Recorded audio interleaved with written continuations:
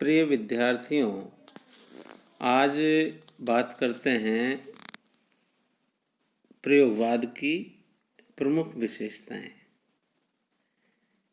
देखिए, हिंदी काव्य में प्रगतिवाद के बाद प्रयोगवाद का प्रारंभ होता है और इसका प्रारंभ 1943 ईस्वी में अज्ञे द्वारा संपादित तार सप्तक के प्रकाशन से माना जाता है। प्रयोग तो काव्य में सदैव से होते आए हैं, किंतु प्रयोगवादी काव्य का श्री गणेश इस संकलन के द्वारा ही माना जाता है, क्योंकि इस संग्रह में अब तक प्रचलित कविताओं की लीक से हटकर ऐसी कविताएं थीं जो नई संवेदनाओं, नए भावबोध एवं नए शिल्प से युक्त थी। प्रयोगवादी कवि प्रयोग करने में विश्वास करते हैं। भाषा की दृष्टि से नए प्रयोग, उपमानों की दृष्टि से नए प्रयोग और शिल्प की दृष्टि से नए प्रयोग और काव्य वस्तु की दृष्टि से नए प्रयोग इन कवियों ने किए, अतः प्रयोगवाद नाम सार्थक जान पड़ता है। किंतु अज्ञे ने प्रयोग को साधन मानते हुए प्रयोग अपने आप में इष्ट नहीं है, वरन वह साधन है। अज्ञे ने प्रयोग को साधन मानते हुए लिखा है कि प्रयोग अपने आप में इष्ट नहीं है, वरन वह साधन है। प्रयोगवादी कवि ने अपने व्यक्तिगत सुख दुख को, अपनी व्यक्तिगत संवेदनाओं को नए नए माध्यमों से व्यक्त किया और उस यथार्थ को अभिव्यक्ति प्रदान की जिसे वह भोगता है। दूसरे शब्दों में यदि कहें तो मध्यम वर्गीय समाज का हास्योन्मुखी जीवन की ही प्रयोगवादी काव्य में चित्रित किया गया है। प्रयोगवादी कवि ने भावुकता के स्थान पर बौद्धिकता को काव्य में स्थान दिया और जीवन की निराशा, कुंठा, अनास्था, जड़ता एवं संघर्ष को अभिव्यक्ति प्रदान की। दमित काम वासना के चित्र भी इस काव्य में उपलब्ध होते हैं। लघु मानव को पूर्ण गरिमा के साथ प्रतिष्ठित करने का श्रेय भी प्रयोगवादी कवियों को दिया जाता है। प्रयोगवाद का विकास ही कालांतर में जैसे नई कविता के रूप में हुआ, तो देखिए प्रयोगवादी जो कवि हैं उनमें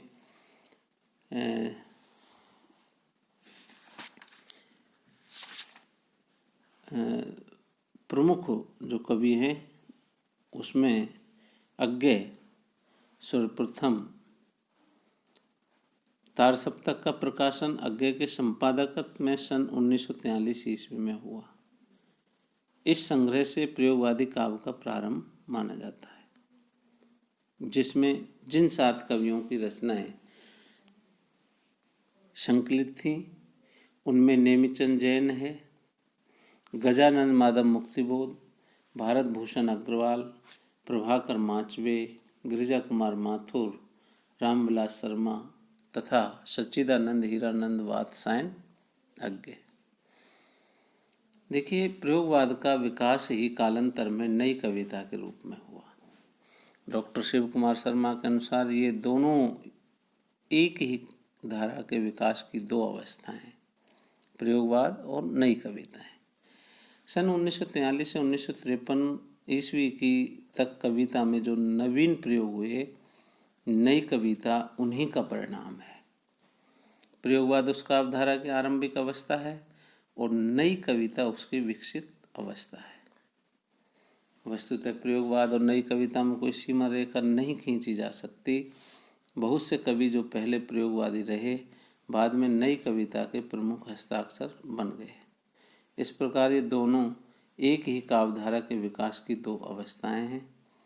सन 1943 ईस्वी से 1953 ईस्वी तक की कविताओं में जो नवीन प्रयोग हुए, नई कविता उन्हीं का परिणाम है। निष्कर्ष रूप में 1943 से 1953 तक की कविता को प्रयोगवाद एवं 1953 के बाद की कविता को नई कविता की संज्ञा दी जा सकती है। हिंदी की नई कविता का कथ्य परंपरा से भिन्न है। नवीन विषयों की नवीन शैली में अभिव्यक्ति होने के कारण नवीनता को इसकी प्रमुख विशेषता माना जा सकता है। इसके अतिरिक्त बौद्धिकता, क्षणिकता और मुक्त यथार्थवाद को भी नई कविता की विशेषताओं में समाविष्ट किया गया है। देखिए, जो सप्तक है तार सप्तक, उसका प्रकाशन अज्ञे के संपादकत्व में 1943 में हुआ। इसमें जो 7 कवि हैं उन पर अभी अपन ने चर्चा की। तो प्रथम जो तार सप्तक है उसमें जो कवि हैं नेमिचंद जैन, गजानन माधव मुक्तिबोध, भारत भूषण अग्रवाल, प्रभाकर माचवे, गिरजा कुमार माथुर, रामविलास शर्मा तथा अज्ञे। अज्ञे का पूरा नाम है सच्चिदानंद हीरानंद वात्स्यायन अज्ञे। देखिए, दूसरा जो सप्तक है उसका प्रकाशन 1951 ईस्वी सन में है, अज्ञे के संपादकत्व में प्रकाशित हुआ। इस सप्तक में जिन अन्य 7 कवियों के नाम हैं उनमें भवानी प्रसाद मिश्र है, शकुंतला माथुर है, हरिनारायण व्यास है, शमशेर बहादुर सिंह है, नरेश मेहता है, रघुवीर साहा तथा धर्मवीर भारती।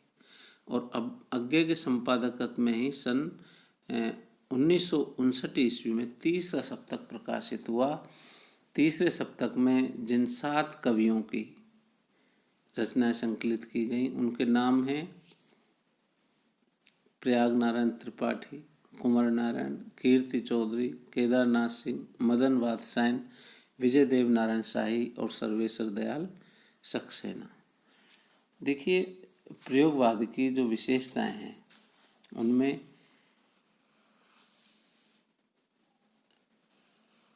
प्रथम जो विशेषता है उसमें है नवीनता। देखिए, नई कविता या प्रयोगवाद, इन्होंने प्रयोगवादी जो कवि हैं उन्होंने नई कविता में नयापन है, भाव, विषय वस्तु, शिल्प सभी दृष्टियों से वह परंपरा से विच्छेद की कविता है। अज्ञे ने संभवतः इसी कारण इन कवियों को नई राहों के अन्वेषी का नाम दिया है। संवेदना और शिल्प की नवीनता के प्रति अदम्य आकर्षण ने इन्हें कुछ ऐसा कहने को बाध्य किया है जो पुरानी कविता में नहीं है। नए कवि नवीन मूल्यों की स्थापना करने को उत्सुक हैं और अतीत को विस्मृत करना चाहते हैं। आओ हम उस अतीत को भूलें और आज की अपनी रग रग के अंतर को छू लें।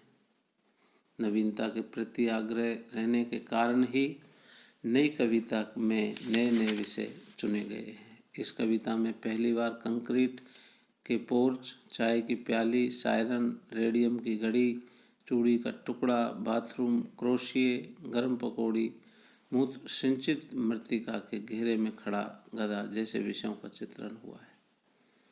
देखिए, बौद्धिकता। परंपरागत कविता में जहाँ भावना की प्रधानता है वहीं नई कविता में बौद्धिकता की या प्रयोगवाद में बौद्धिकता की। आज का कवि भावनाओं की कैद से छूटकर बुद्धि के दुर्ग में बैठकर शब्दों का ताना बाना बुनने में विश्वास करता है। नया कवि पाठक के हृदय को झंकृत करने के स्थान पर उसकी बुद्धि को झकझोरना अधिक पसंद करता है। इस बौद्धिकता की प्रधानता के कारण ही नई कविताओं में रागात्मकता का ह्रास हुआ और विचारात्मकता की वृद्धि हुई। कविता निश्चित रूप से हृदय का विषय है, बुद्धि का नहीं, किंतु यदि उसे बलपूर्वक बुद्धि के किले में कैद करने का प्रयास किया जाएगा तो उसकी आत्मा मर जाएगी, उसकी सुकुमारता तहस नहस हो जाएगी, उसमें सरसता नहीं रहेगी। अतिशय बौद्धिकता का ही यही दुष्परिणाम है कि नई कविता रसहीन हो गई है और उसमें साधारणीकरण की क्षमता नहीं रही। डॉक्टर धर्मवीर भारती नई कविता में उपलब्ध इस बौद्धिकता का समर्थन करते हुए कहते हैं कि प्रयोगवादी कविता में भावना है, किंतु हर भावना के सामने एक प्रश्न चिन्ह लगा हुआ है। इसी प्रश्न चिन्ह को आप बौद्धिकता कह सकते हैं। डॉक्टर देवराज की कुछ पंक्तियाँ द्रष्टव्य हैं, जिनमें कवि अपनी बुद्धि से सूर्य, चंद्र और नक्षत्रों के ताप को नापने का प्रयास कर रहा है। मेरी विशाल बुद्धि सूर्य चंद्र तारों के ताप वेग नाप रही, मेरी अतर्क्य शक्ति जल थल समीर व्योम विद्युत को चाँप रही।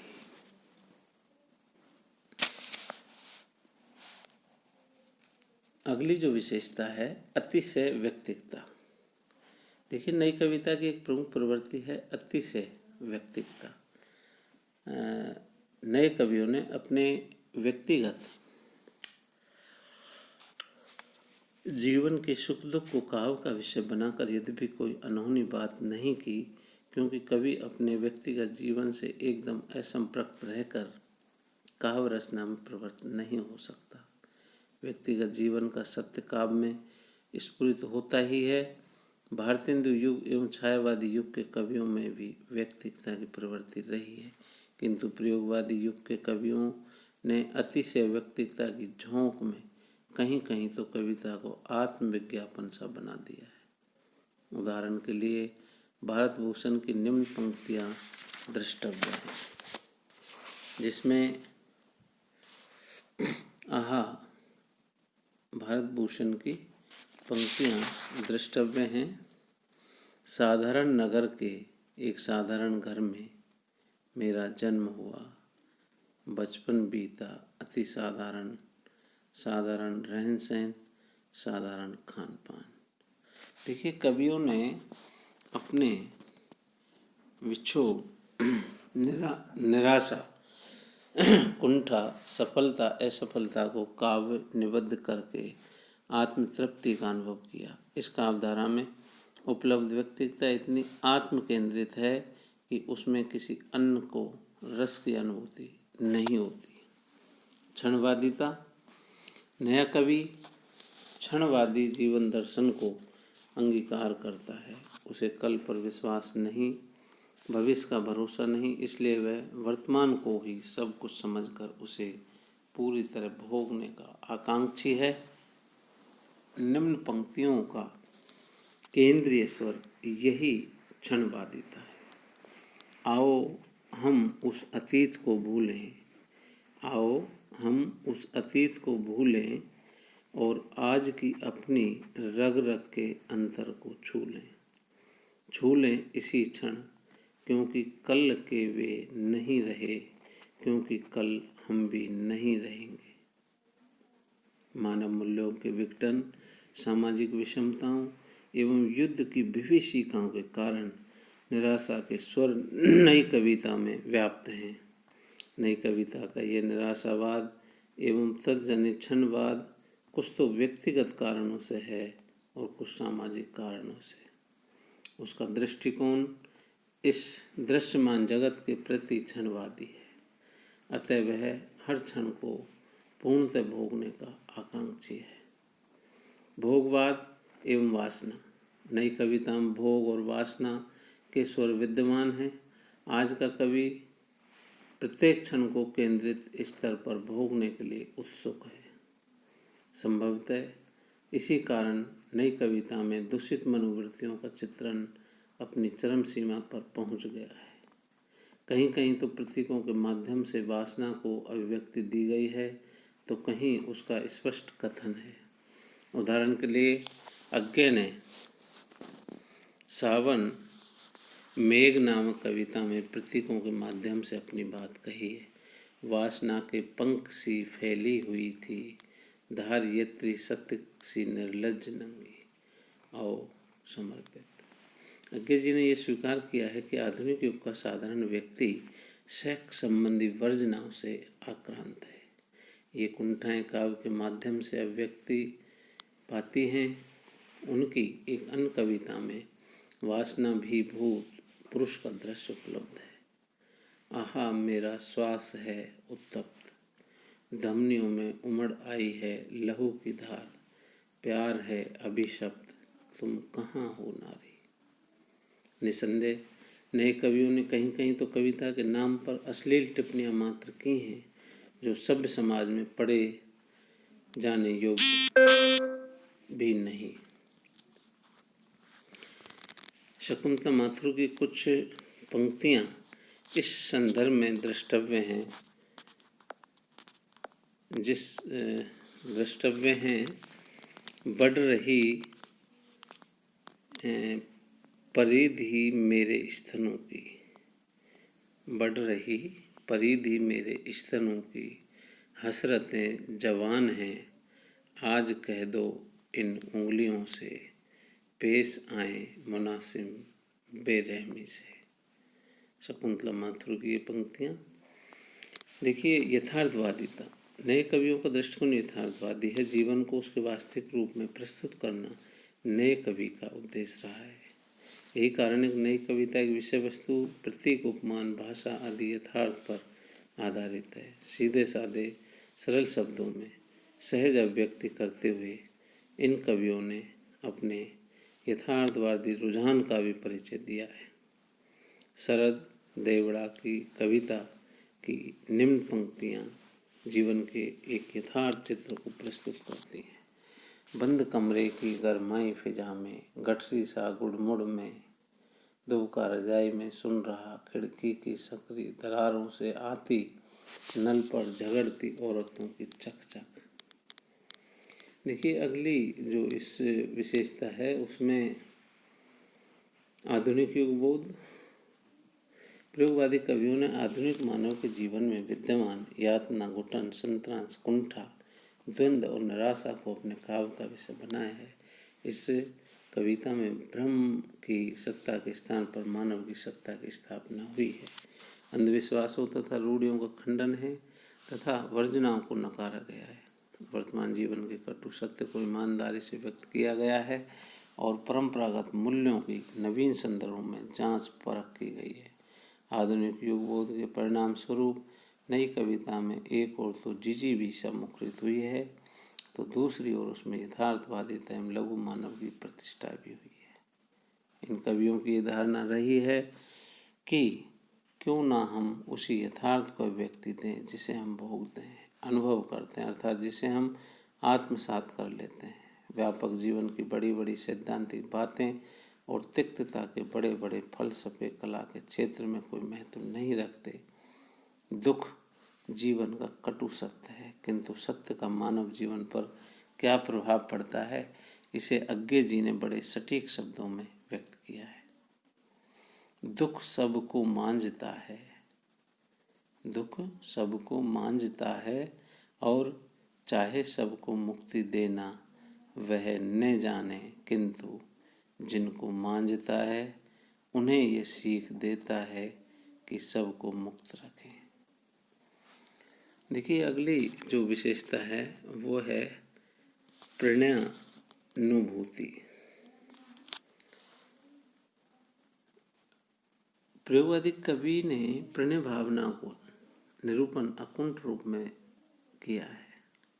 प्रेम को वे यौनाकर्षण ही मानते हैं जो शरीर के स्तर पर जन्म लेता है। प्रेम का मूलाधार शरीर ही है, भले ही उसकी उच्च भूमि मन तक पहुंचती हो, ऐसी उनकी धारणा है। अज्ञे की अनेक कविताओं में हमें प्रेम का यही स्वरूप दिखाई देता है। कवि ने मांसल प्रणयानुभूति को व्यक्त करने में कहीं भी संकोच का अनुभव नहीं किया। प्रेम को परिभाषित करते हुए वे कहते हैं, क्या है प्रेम, क्या है प्रेम, घनीभूत इच्छाओं की ज्वाला है। क्या है विरह, प्रेम की बुझती राख भरा प्याला है।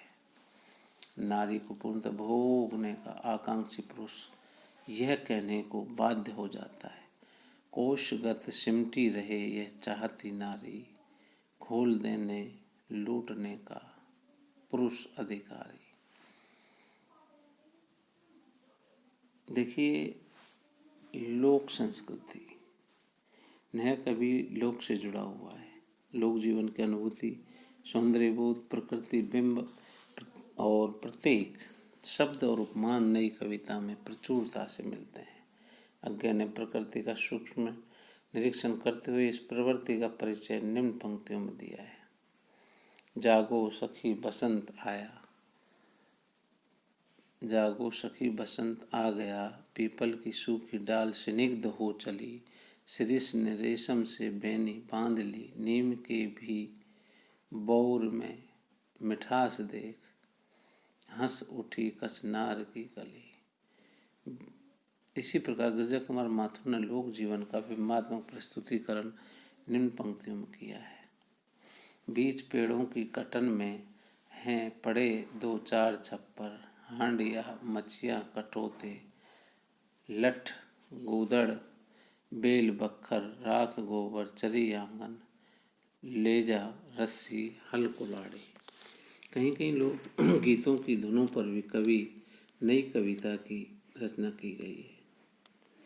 देखिए शिल्प विधान, नई कविता या प्रयोगवादी जो कविता है उसका प्रयोगवादी कवि हैं, उनका शिल्प भी परंपरागत काव्य से भिन्न है। नए उपमान, नए प्रतीक और नए बिंबों के प्रति इन कवियों का विशेष मोह जान पड़ता है। पुराने प्रतीकों का जादू और उनकी अर्थवत्ता खो गई है, अतः अब नए उपमानों की आवश्यकता है। ऐसी घोषणा अज्ञे जी ने कलंगी बाजरे की नामक कविता में की है। देवता अब इन प्रतीकों के कर गए हैं कूच, कभी वासन अधिक घिसने से मुलम्मा छूट जाता है। देखिए प्रयोगवादी और नए कविता के संक्षेप में कहा जा सकता है कि हिंदी काव्य के विकास का एक महत्वपूर्ण सोपान है। इसकी उपलब्धियां महत्वपूर्ण हैं, किंतु नई कविता के नाम पर उलझुल शब्दों को एकत्र कर देना और उसे इतना ध्रुव बना लेना है कि बात ही समझ में ना आए, किसी प्रकार का श्लाघ्य नहीं। अति बौद्धिकता, छंदहीनता, अश्लीलता, मुक्त यौन चित्रण को नई कविता का दोष ही कहा जाएगा। देखिए छात्रों, अपन अगले उसमें बात करेंगे इनके प्रमुख कवियों के बारे में। Thank you.